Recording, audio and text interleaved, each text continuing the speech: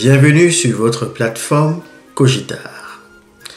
Je suis Herman Esoukanepe, scripto-communicologue et cinématologue. Nous aborderons dans cette brève séquentielle la structuration d'un discours.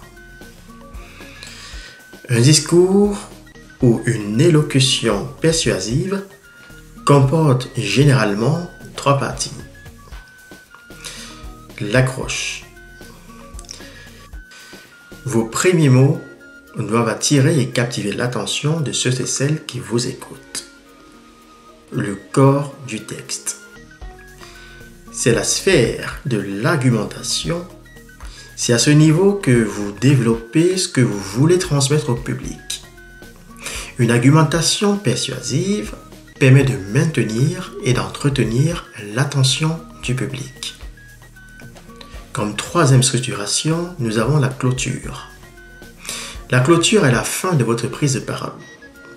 Après avoir attiré et captivé l'attention de votre public ou de votre interlocuteur au niveau de l'accroche, après avoir maintenu et entretenu son attention au niveau du corps du texte, il est capital de clôturer votre prise de parole avec un message qui traduira la morale du discours, c'est-à-dire ce qu'il faudrait retenir de l'exposé. Des trois éléments qui structurent un discours ou une élocution, revenons-en sur la première partie, c'est-à-dire l'accroche. Lors de votre déclamation, il est très important de réussir votre entrée. Si vous ratez le début de votre prise de parole, vous serez amené à faire beaucoup d'efforts pour vous rattraper. Il est donc conseillé de débuter sa prise de parole par une méthode qui vous permettra de gagner le public. Pour y parvenir, je vous donnerai 7 méthodes pour débuter sa prise de parole en public. La première méthode, citer un auteur. Vous pouvez commencer par une citation d'un auteur ou d'un artiste pour introduire votre sujet. Cela apportera une dimension intellectuelle à ce que vous voulez dire par la suite. Prenons un exemple de non-adhésion sur la loi redéfinissant les modalités de retraite en France. Nous pourrions débuter notre prise de parole de la façon suivante. Saint Augustin disait « À une loi injuste, nul n'est tenu d'obéir ». Comment voulez-vous qu'on reste passible face à une loi qui représente une atteinte à la démocratie sur les retraites?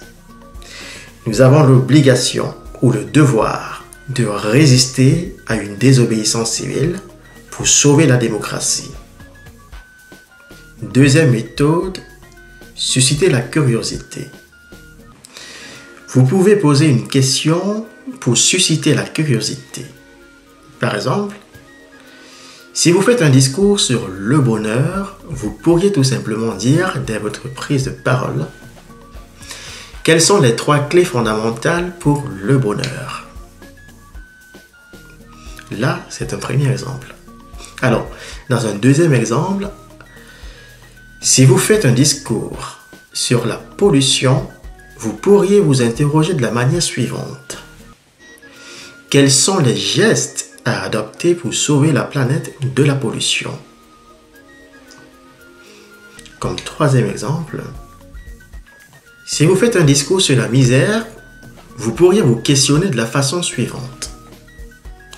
Quelles sont les mesures à prendre pour lutter contre la misère? L'interrogation en début d'élocution est une manière de faire réfléchir le public et de l'amener à participer tout au long de votre intervention. Troisième méthode, créer une cause commune. Vous pouvez choisir de créer une cause commune, d'amener le public à comprendre qu'il est également concerné par la situation que vous allez présenter. Prenons un autre exemple. Nous sommes tous ici parce que nous avons à cœur de lutter contre la pollution qui est en train de détruire notre planète. En ce moment, vous allez créer une adhésion à votre discours, à ce que vous dites.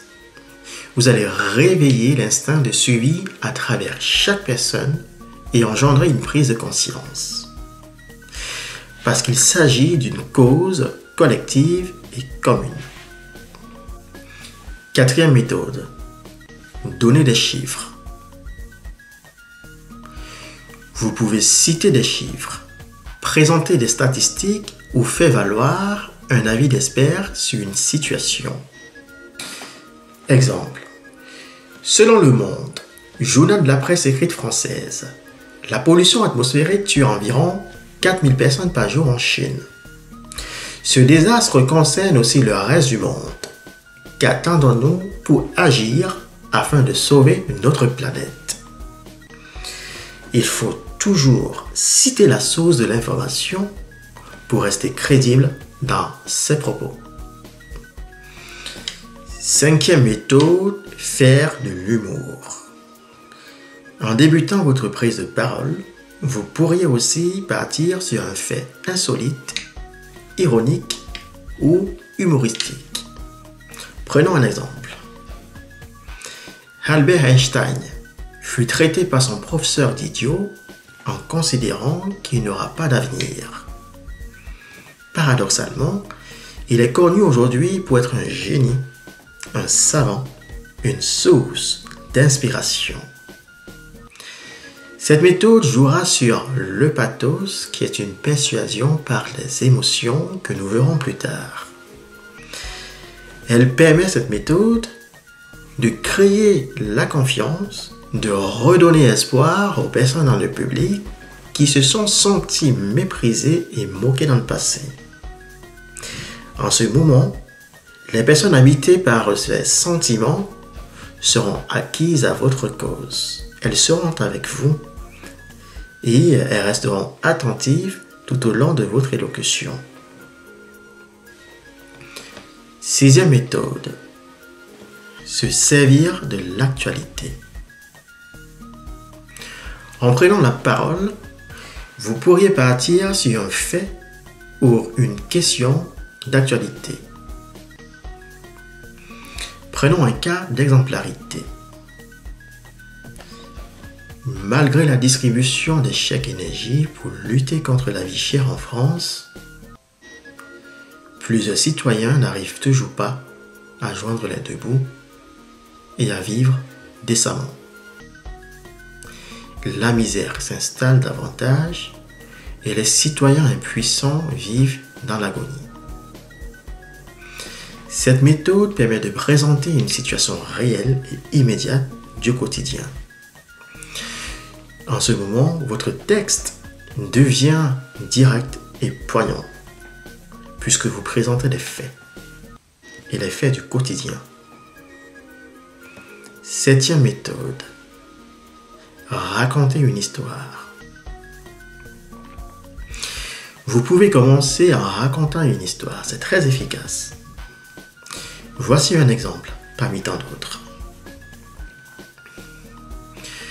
Je me souviens encore aujourd'hui de la tristesse et du chagrin de ma voisine. Elle aurait perdu toute sa famille dans un accident de route, à la suite du manque d'attention de son père qui se servait de son téléphone portable au même moment qu'il était au volant de sa voiture. Ce qu'il faudrait comprendre, c'est que les histoires nous plongent dans le souvenir, nous entraînent dans notre imaginaire, génèrent des émotions et de l'affection, tout en poussant à la prise de conscience, à l'éveil, aux nouvelles résolutions. Si le contenu de la vidéo vous a plu, n'hésitez pas à le partager, à vous abonner et à liker. Vous pouvez également laisser en commentaire vos suggestions et poser vos questions sur ce qui ne vous semble pas suffisamment clair.